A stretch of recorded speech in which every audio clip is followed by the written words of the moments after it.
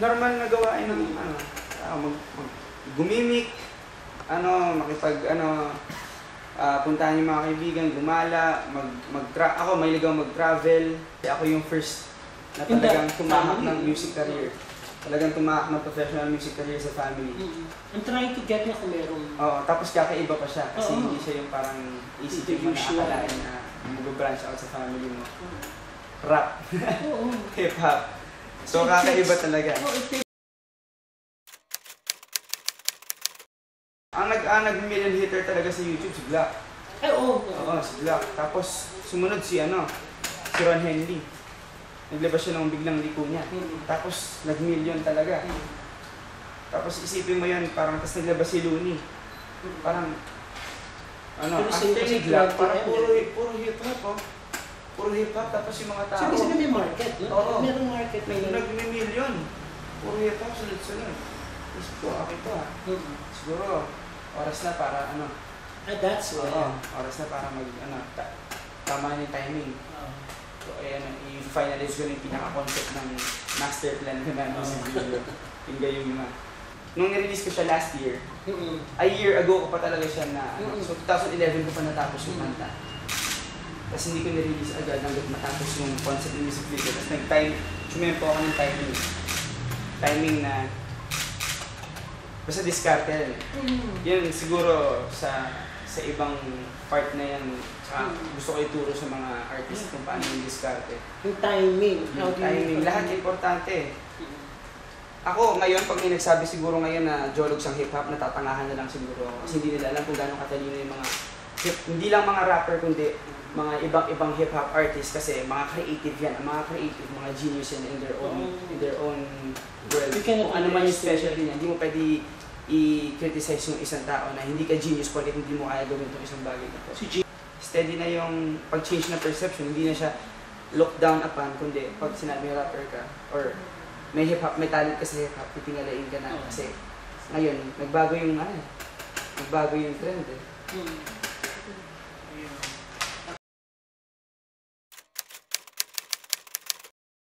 Meron ko collect ka na mga bag, like hats. Hindi talaga ako collector eh. Kahit sa shoes, parang kontento na ako sa isang sapatos sa isang taon. O dalawang sapatos sa isang taon. Pero pag meron, edi sige, bili pag may nagustuhan ako, gano'n. Tapos ngayon, may collection ako ng caps. Kasi sponsored ako ng work caps. Hindi ka trendy, susunod sa uso. Ay hindi, kung anong gusto kong look. Oo. Kaya mag-blend in, pero madidistinguish mo yung pagiging rapper ko na hindi naman okay. Ganun. Hindi ka homebody? Hindi ako homebody. Milig talaga yung ko nga parang... Buti mo malapit ka sa mga mall. Ganda rin yung pwesto eh. Milig ako lumabas. Pero pag kailangan ko talaga may tapusin akong deadline trabaho, punta ako sa kwarto. Mas gusto ko nakakulong ako sa kwarto pag talagang alam ko yung sasabihin ko. So, para concentrate talaga. Hindi ko ikakaya. Nung bata ako, nagbasa ako ng Harry Potter. Why not? Napaka-creative. Nung bata ako, yun yung dumaan sa akin libro. Ito, basahin ko. Ako, basa naman ako. Tripang ko naman, binasa ko hanggang pang-apat na libro lang ata. Pero nakatulong naman. Kasi magical. Tsaka mga libro na nabasa ko nung college high school, mga How to Kill a Mockingbird. Paborito ko siguro yung The Inferno, ni Dante.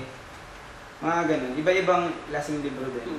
Pero nung bata ako, talaga, encyclopedia kid.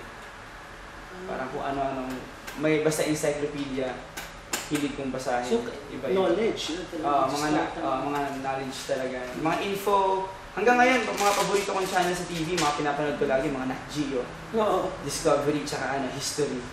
Mga ganun. What type of movies do you watch? May ligong movie. Lahat. Paborito ko siguro mga fantasy, mga sci-fi, comedy. Marami. Nung high school tsaka college ako, lagi nag-movie. Lalo nung college ako. Mga tatlong movie ako per week. Talagang movie addict talaga ako. Like what? Iba-iba. Mga Lord of the Rings, Star Wars. Mga Adam Sandler, Jim Carrey. Ano yung... The Dictator nga ito. Ay, si Borat.